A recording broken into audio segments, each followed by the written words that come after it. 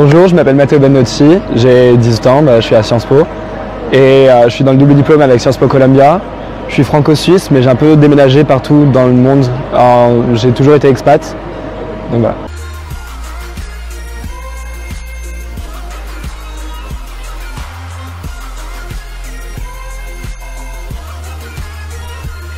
voilà. Aujourd'hui j'ai parlé d'Hong Kong, c'est ma dernière expat, c'est vraiment mon gros coup de cœur. C'est la ville que je préfère au monde. J'ai déménagé en 2013 pour le boulot de mon père, toujours pour son boulot, toujours pour son boulot qu'on a déménagé.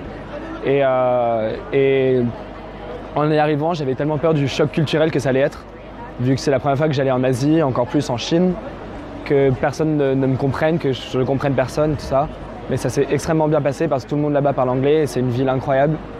Vraiment, il y a tout à faire, il y a la grande ville, les immeubles, la jungle urbaine, on l'appelle tous comme ça là-bas.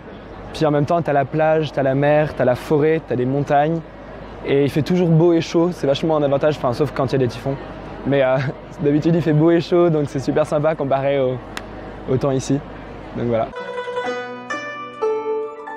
J'étais au lycée, j'ai fait collège-lycée, mais j'ai fait de la 4e à la terminale.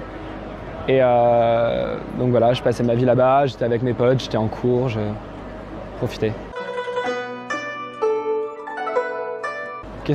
Le mélange culturel que c'était, c'est vraiment c'est un mélange de cultures tout en l'étant pas, c'est ça ce qui est assez intéressant. C'est que souvent les expatriés restent entre eux et les Hongkongais ou les Chinois restent entre eux. Mais en même temps, tu sens que tu n'es pas dans un monde européen ou de l'Ouest. C'est vraiment un autre monde. Tu es dans la rue, les affiches sont en chinois, tu entends parler chinois partout dans le monde, tu as les marchés ouverts, avec les fortes odeurs, tout ça. C'est le mélange culturel que c'est. Et les Américains, les Australiens, les Anglais, les Hongkongais, les Japonais, les Coréens, les Français, c'est incroyable. C'est vraiment super cool. Après, ça c'est vraiment, c'est ce que je disais, c'est le mélange culturel. C'est que chacun a ses habitudes et tout le monde prend un peu des cultures des autres, mais tout en gardant la sienne parce en fait, ce qui est intéressant, c'est que les restos, ils sont toujours ouverts, vu qu'ils ne peuvent pas fermer parce que le midi, les Anglais et les Américains mangent très tôt. Les Français, les Espagnols et les gens d'Amérique latine souvent mangent beaucoup plus tard. Et donc, vu que souvent il y a des gens qui sortent de table à 3h et d'autres les Anglais qui vont à table à 4h30, 5h, ça fait un rythme qui n'arrête jamais en fait. Et c'est un mélange de culture dans le sens où on apprend tous un peu quelques mots de chinois, on apprend tous de l'anglais aussi parce que tout le monde là-bas parle anglais. Mais en même temps, il y a aussi une forte fierté de ta culture et les Français, on aime beaucoup être entre français. Il y a beaucoup de restos français, de bars français, d'événements français. Donc toutes les cultures se mélangent, mais toutes les cultures restent propres. Et du coup, tu as appris à parler chinois couramment? Alors, à Hong Kong, ils parlent cantonais, donc pas mandarin. Donc je connais quelques mots de cantonais, vraiment juste pour survivre, les directions, où sont les toilettes, à droite, à gauche, est-ce que vous pouvez vous arrêter ici? Et sinon, j'ai appris le mandarin en cours, et donc là, oui, j'ai un meilleur vocabulaire mandarin.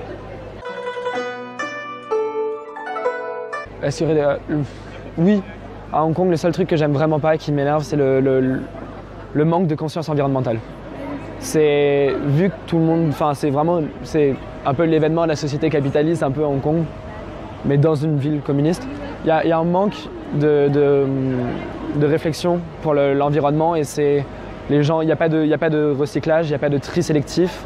T'as toutes les maisons ont une poubelle. Et même si toi tu fais ton tri sélectif chez toi, ça reviendra tout dans une grosse poubelle et il y a un manque de conscience environnementale à Hong Kong qui est assez triste. Qu'est-ce que ça m'a apporté? Déjà une culture asiatique énorme parce que l'avantage de Hong Kong c'est qu'en plus c'est assez central en Asie, donc ça te permet de voyager souvent dans les autres pays. Qu'est-ce que j'ai appris à Hong Kong? La culture chinoise et l'ouverture d'esprit en général.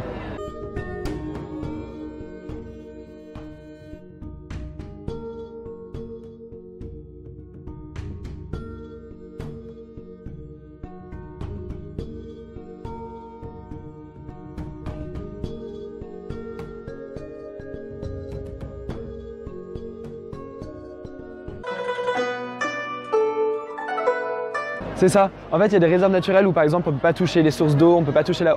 Vu qu'en fait, il y a eu tellement de problèmes avant, il y a des mesures qui sont prises en ce moment, mais ça va pas assez vite. Enfin, ce que je disais dans le manque d'environnement, c'est plus le fait qu'il n'y ait pas de tri sélectif, il n'y a pas de recyclage, et il n'y a pas forcément de... Enfin, par exemple, la pêche, tu peux pêcher encore avec des filets, racler les sols avec des filets.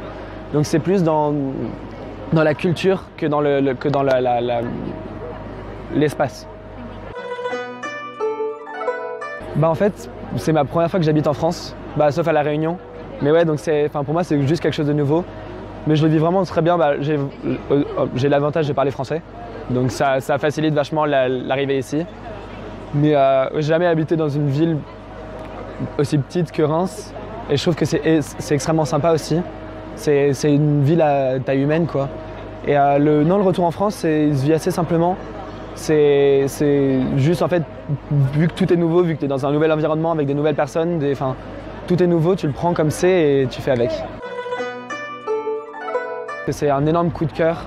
J'ai passé des années de lycée incroyables avec des gens qui étaient incroyables parce que c'était une communauté super ouverte d'esprit, avec le mélange de culture qui est exceptionnel et une ville qui est juste magnifique.